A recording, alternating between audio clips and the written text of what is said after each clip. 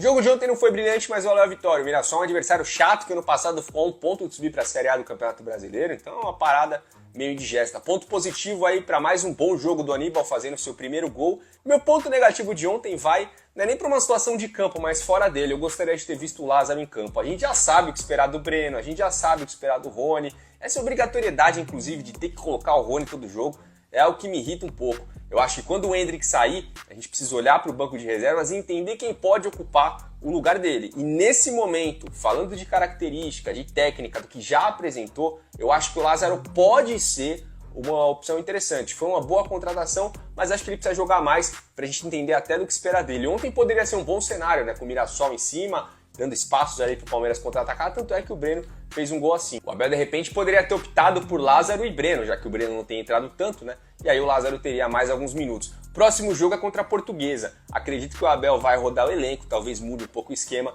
É uma oportunidade boa para colocar esse moleque para jogar, para a gente já começar a entender o que esperar dele, para que ele se habitue também ao time em jogos, né? Você tá querendo ver mais do Lázaro também? Comenta aqui para mim. Parte do pacote de um Palmeiras que tá se preparando para uma temporada e usando o Paulista para isso. Então, contra o Santo André não jogou tão bem. A reta final do jogo contra o Corinthians mesmo. A estreia contra o Novo Horizontino foi difícil, contra o Novo Horizontino. O jogo contra o Corinthians, nos últimos 20 minutos, o Abel faz várias modificações. Claro que o empate do Corinthians foi daquela coisa maluca, mas o Abel também fez várias modificações no time do Palmeiras que permitiu que o Corinthians crescesse a ponto de conseguir o primeiro gol. Né? Então, acho que está dentro parte de um pacote ali de um time que está rodando um pouco, enquanto outros times estão tentando jogar mais para ganhar. Por exemplo, o próprio Santos, que é o time que está brigando com o Palmeiras ali pela melhor campanha. Um time que já está jogando para ganhar porque precisa mostrar serviço para a torcida. E o Palmeiras tem a vantagem, e uma vantagem construída por ele mesmo, né? Como clube, de continuidade de trabalho, de continuidade de processos, de cultura de clube, de cultura de time. Então isso ajuda muito, porque tu vai ter percalços. Só que quando tu sabe para onde tu está indo e por que tu está indo e por que tu chegou lá e aonde tu quer chegar, as coisas são mais fáceis. A tal da convicção no futebol. Tem duas coisas. Tem convicção, que é fazer as coisas porque tu sabe que tu foi planejado para chegar aquilo, e tem burrice, que é fazer as coisas só por achar que tem que ser daquele jeito e tu não ter os métodos e os processos, né? E aí a gente vê por que o Palmeiras está tanto tempo nessa sequência, por que o Palmeiras consegue se reinventar dentro das competições, dentro dos anos, e por causa dessa cultura de clube, desses processos. Coisa que a gente, por exemplo, a gente ainda não vê no Botafogo. O Botafogo ainda não achou o seu modelo de clube, o seu modelo de gestão. Tanto é que o Botafogo sai do Luiz Castro, vai para Laje, aí vai para Lúcio Flávio, depois vem para Thiago Nunes, agora se fala em Sampaoli. Mostra que o Botafogo ainda... E isso é normal. Ninguém pega um time e fala assim, a partir de hoje, o meu modelo de clube é esse.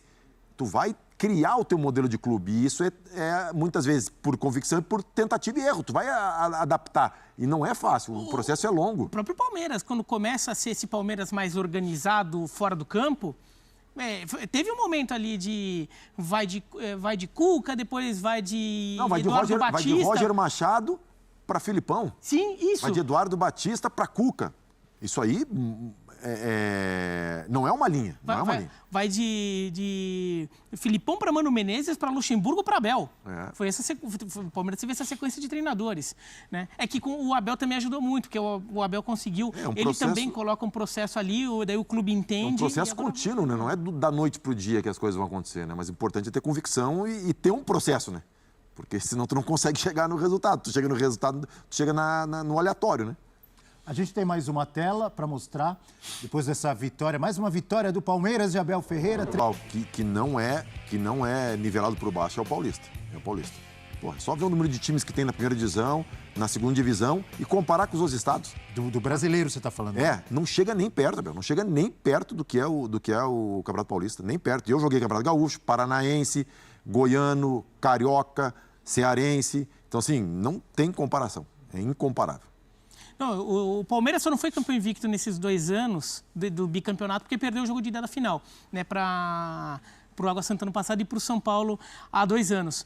Mas isso também mostra que clube que está organizado, com processo estável, porque chega a começo de ano, mesmo os rivais que têm até poder aquisitivo, têm jogadores a ponto de montar um time que poderia vencer o Palmeiras, como o São Paulo, o Corinthians, o Santos, o Red Bull Bragantino, muitas vezes chega a começo de ano e esses times ainda estão se arrumando. Por quê? Porque é aquela coisa, cada ano é todo um novo trabalho, zera tudo, e o Palmeiras não.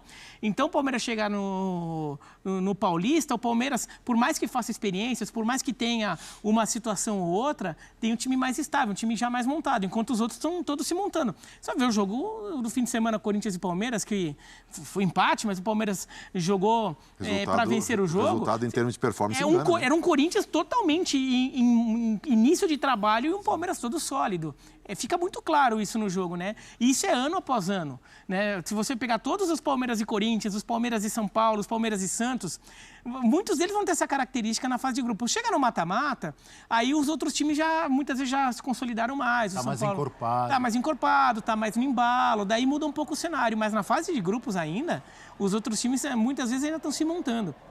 Lembrando que essa derrota para o Palmeiras contra a Inter de Limeira foi em abril de 21, ainda é sequência daquele ano maluco ali que não tinha público direito, não tinha público nos estádios. Emendou. O Palmeiras emendou Libertadores com o Mundial de Clubes, com a temporada final da Copa do Brasil, que foi disputada durante a temporada seguinte. Foi o ano que eu parei em fevereiro, 26 de fevereiro de 2021. E aí, uma semana depois, acho que já começavam os campeonatos estaduais, né? Eu me lembro que o pessoal, eu estava no Ceará, o pessoal literalmente emendou, né? Não teve parada. A tela chama a atenção por tudo que o Praz destacou também da dificuldade, a qualidade também dos times pequenos, ou dos times do interior do Campeonato Paulista. O Palmeiras é um time que dificilmente perde, não só no Paulista, ultimamente no Brasileiro, tanto é que é pontos corridos, é o bicampeão, e na Libertadores. Mesmo saindo ali nas semifinais, contra o Boca ou contra o Atlético Paranaense, com pouquíssimas derrotas. Coincidência, né, velho? É um time, em resumo, em todas as competições, é muito difícil ganhar do Palmeiras. É muita coincidência. Tinham números aí que nos últimos anos, não sei o quê, o Palmeiras era o clube que menos tinha perdido no mundo, né? Era assim, um absurdo os números, né? E é o que a gente fala, no futebol não tem milagre. Tu pode ter milagre num campeonato, num jogo, num período curto, mas quando tu analisa períodos mais longos, assim, tu vai sempre achar alguma situação que justifique aqueles resultados, ou bons ou ruins, né? Então vamos ao principal responsável, desse Palmeiras difícil de ser batido, o técnico Abel Ferreira. Já falando lá na Arena Barueri, vamos dar uma olhada.